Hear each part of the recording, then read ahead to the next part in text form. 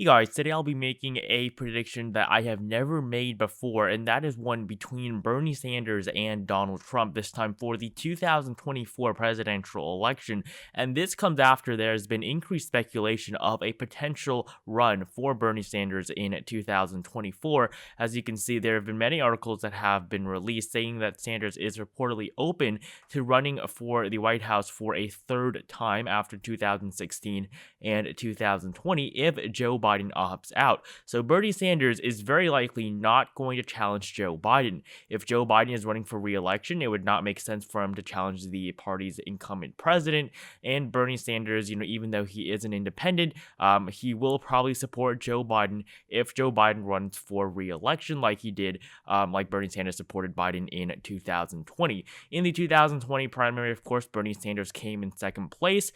Technically, he did not perform as well as he did in 2016, in which he won over 43% of the vote. They had to actually decide this election at the convention. So in 2016, Joe Biden made it all the way to the convention. However, in 2020, after COVID-19 hit in early March, and February as well, Bernie Sanders essentially dropped out of the race after Super Tuesday. I believe there were the March 10th races. That was the one that Bernie Sanders dropped out after, and then he gave his full support to Joe Biden in an attempt to defeat Donald Trump. And in 2024, if Bernie Sanders does run in the case that Joe Biden does not, Bernie Sanders would be one of the major frontrunners for this race, considering the fact that there really is no more establishment Democrat that Bernie Sanders is going to have to compete against. In 2016, Hillary Clinton was the presumed nominee and frontrunner for essentially the entire campaign until there were some races in which Bernie Sanders was able to pick up a lot of support. However, Hillary Clinton was essentially the presumptive nominee since the beginning. And in 2020, Joe Biden, although a little bit weaker, he was always leading in the polls for basically the entire 2020 primary. However, in 2024, there is nobody like Joe Biden and Hillary Clinton. You could say there is Kamala Harris. However, Kamala Harris is one of the most unpopular vice presidents in American history, if not the most unpopular vice president. And I don't think that she is going to be able to gain the amount of support that Biden and Clinton had at the beginning of their campaigns, just because of the fact that Kamala Harris does not have the experience nor the longevity as the other two. And so as you can see here, the chances of Bernie running and winning the nomination have increased slightly, but I do think that if Joe Biden does not run for re-election, there is a very high chance that Bernie Sanders gets into the race. He currently is at a 5-cent stake there on the betting odds. And if you look at the earliest polls right now for the 2024 primary, you'll see this poll without Joe Biden. Bernie Sanders, without having said anything, this poll came out last month. Bernie Sanders already has 9% of support. Hillary Clinton with 15. Clinton has announced that she is vehemently not going to run in 2024. Kamala Harris is a very likely person, but Bernie Sanders, without announcing anything, already has this 9%. I do think that it will definitely go up in any new polls that we see come out. So looking at this map, I do not think that Bernie Sanders is a better candidate than Joe Biden. I think that if he won the 2020 Democratic nomination, Bernie Sanders would have lost and Donald Trump would have won a second term. So for this prediction, I'm going to start off by filling in the solid states for Donald Trump. I think he is going to win every single state that he won by solid margins in 2016 and 2020 by solid margins. So this does include the state of Indiana, as well as basically all of the state of Nebraska, except for the 2nd district. I think all of these states are going to be solid for Donald Trump, and he's going to get 113 electoral votes from his solid states here. And for Bernie Sanders, I cannot give him as many as I would typically give Joe Biden. States like Washington, Oregon, I just don't think are going to vote for him by over 15%. That's the threshold making a state solid. For Bernie Sanders, I am going to give him California. He does do very well in this state. In the 2020 primary, he did win California by a pretty substantial margin. And of course, being one of the most liberal states in the country, California obviously is going to vote for Bernie Sanders by a very large margin. I think he could definitely get in the high 20s or low 30s in terms of his margins. I'm also going to give him the state of Hawaii, as well as New York, his home state of Vermont, of course. This is a very obvious solid state, the state of Massachusetts, as well as Maryland and the District of Columbia. So this actually gives both candidates 113 electoral votes with their solid states. So we are starting this off very, very even. And I mean, looking at the 2024 nomination for the GOP, Donald Trump is, of course, the frontrunner. That's why I am putting Bernie against Trump. And looking at the 2020 results, you'll see that Bernie Sanders only won a handful of states. However, in terms of the races that he was in, he essentially won the first 3 races.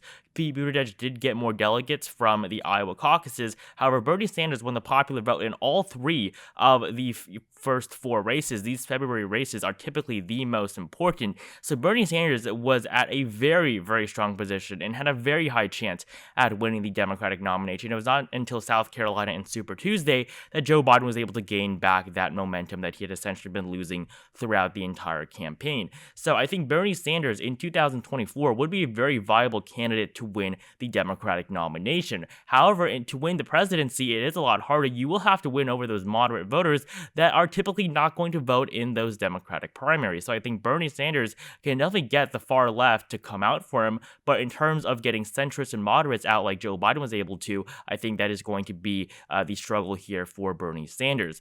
As for the likely states for Bernie Sanders, we of course have many typical solid Democratic states. I think if Joe Biden was running, basically most of these states would all be solid. However, with Bernie Sanders on the ticket, I am going to have to decrease the margins in these states just a little bit. So we have the states of Washington, Oregon, and Colorado, and on the East Coast, the 1st District of Maine, as well as these other 4 small Eastern Seaboard states. They're all definitely going to vote for Bernie Sanders. There's no way Trump is going to win these states. However, I do think the margins in them are going to be a little bit smaller. Just, Bernie Sanders' whole very leftist platform is going to not, play as well as a more centrist one in the general election. That is just how things work.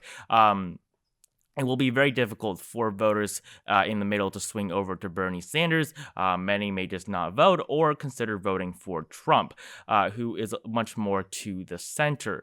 And so, looking at the likely states for Donald Trump, we actually have quite a few of them. Definitely a lot more than a typical prediction I would make for 2024 if it were more of a candidate like Joe Biden or Kamala Harris. I'm going to start off with the states of Iowa and Ohio. I think these ones are very expected. Of course, Donald Trump won both of these states by likely margins being margins of over 5%. He won both of these states by over 5% in 2016 against Hillary Clinton and 2020 against Joe Biden. As you can see here, in 2020, the margins were 8 and 8, and in 2016, it was 8 and 9. So Joe Biden did not make any improvements on the margins from compared to Hillary Clinton in 2020, even though he was widely expected to perform a lot better. In 2024, with Bernie Sanders, I think the Democrats are going to perform even worse, but I don't think the margin is going to go up to a solid one. I also think that Donald Trump is going to make gains in the state of Texas. It's going to be very difficult for Bernie Sanders to make any headway in the state of Texas for the Democratic Party, and I also have the state of Alaska. So both of these states voted by likely margins for Donald Trump in 2020. Texas only a 5.6% margin. In 2016, it was 9%. So I think that possibly against Bernie Sanders, Donald Trump could move his margin up to over 20 or to over 10% into the double digits again. But really, I don't think it's going to be that strong of a performance. State of Texas really is just really not that solid for the Republican Party anymore. And I also have the 2nd District of Nebraska, as well as all 4 of the southeastern states here on the Atlantic. So the states of North Carolina, South Carolina, Georgia, and Florida are the final 4 likely states I have for Donald Trump. All of these states, I think, are going to be very narrowly likely margins of just around 5 to 7%. I think South Carolina is going to be the only big one. He may even get almost 15%. In 2016, Donald Trump was able to win South Carolina by 14%. I do think South Carolina is going to remain likely though, but these other three states, I think they are going to be just very narrowly likely. Georgia, of course, was won by Joe Biden, but I think that there's no way that Bernie Sanders is going to win, considering that Joe Biden only had a margin of 0.2. And so obviously this is a state that's going to be lost for Bernie Sanders. North Carolina, 1.3%. I think that is also going to be a lot worse for the Democratic Party. And this is not just me saying this. Bernie Sanders, in basically every single poll released in 2020, performed worse than Donald Trump, or performed worse than Joe Biden against Donald Trump. Any poll, any national poll, any statewide poll, Joe Biden outperformed Bernie Sanders in every single poll possible. And so North Carolina, that is going to be a likely state for Donald Trump, and the state of Florida. Even Joe Biden did very poorly in Florida. He lost the state by 3.4%. With Bernie Sanders, I can see this margin going even further to the right, giving Donald Trump a very strong grip, and the Republican Party a very strong grip on the southern portion of the country, winning every single state here by likely or solid margins. For Bernie Sanders, in terms of his likely states, or in terms of his lean states now, I have the state of New Mexico as well as the state of New Hampshire. And when I was filling in the likely states, I did forget the state of Illinois, so that's going to be an extra 19 electoral votes for Bernie Sanders. And I also have the state of Virginia as currently as being lean, and the at-large vote in the state of Maine. So this is going to give Bernie Sanders 215 electoral votes. I think that New Mexico, the margin is going to go down. Virginia, the margin is going to go down. Both of them were around 10%. I believe New Mexico was a little bit lower than Virginia. Virginia was 10.1, New Mexico 10.8. So New Mexico was actually a tiny bit higher than the state of Virginia, but in 2016, New Mexico actually had the larger margin for Hillary Clinton. Colorado only went to Clinton by 4.9%. In 2020, this was 13.5% for Joe Biden. So I do think that Bernie Sanders is going to win all of these states. These are states that aren't going to be too hard for any generic Democrat to win. You can go back, to the Bush years in 2004. Of course, the political climate was very different here. Virginia was a lot more of a red state, as well as Colorado and New Mexico, which were just beginning to shift, as you can see, to the left. But in 2004, all of these western states, as well as these northeastern states, they all voted reliably for the Democratic Party. You will see that, some major exceptions are these three Rust Belt states forming the blue wall. These states really used to be at the heart of the Democratic coalition. In 2000, of course, they were all won by Al Gore. Into 1996, even stronger margins for Bill Clinton. So these these Midwestern states, this whole Midwestern area of the United States, really used to be controlled by the Democratic Party, while the Republicans typically won races in the South. As you can see, 1988, Democrats always have done better in the North. However, in current times, Democrats are doing better in the Sun Belt as well, while Republicans are gaining back ground here in the Midwestern area of the United States. And so, Bernie Sanders is going to win these very traditionally Democratic states, the ones on the West and the East Coast. However, I think these three states are going to be lost for the senator from Vermont. I do think that Bernie Sanders is going to lose Wisconsin, Michigan, and Pennsylvania. I think there really is just no chance that he wins these states. Second district of Maine, I did forget this earlier, it is going to be solid for Bernie Sanders, or for Donald Trump. But these three states in the Midwest, 10, 15, and 19 electoral votes are going to give Donald Trump the victory. I just really don't see Bernie Sanders winning any of these three states.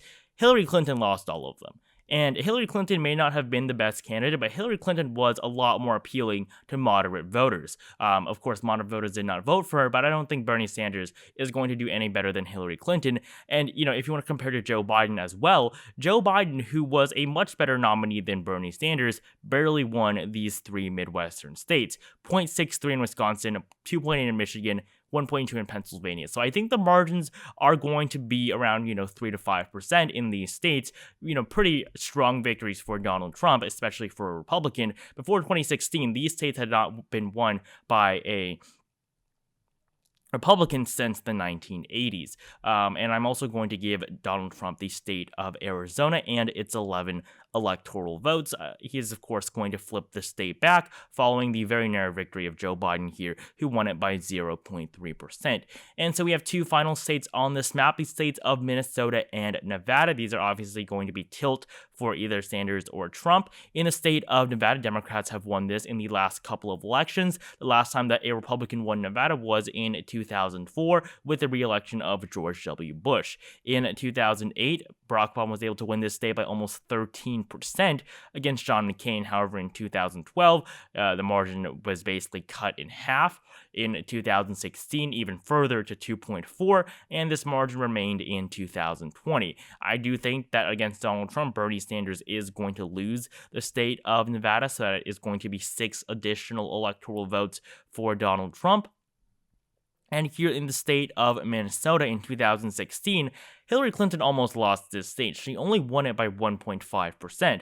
Joe Biden in 2020 made that margin 7.1. I think that, this state has the longest Democratic voting history. It has not voted for a Republican since the election of 1972 was the last time that a Republican ever won the state of Minnesota. As you can see, in 1976, Jimmy Carter. In 1980, it was won by Jimmy Carter again. But in 1984, this is why it has the longest Democratic voting streak, because every other state voted for the Republican, Ronald Reagan. So in 1984, Walter Mondale, the only state he won was his home state of Minnesota by 0.2%.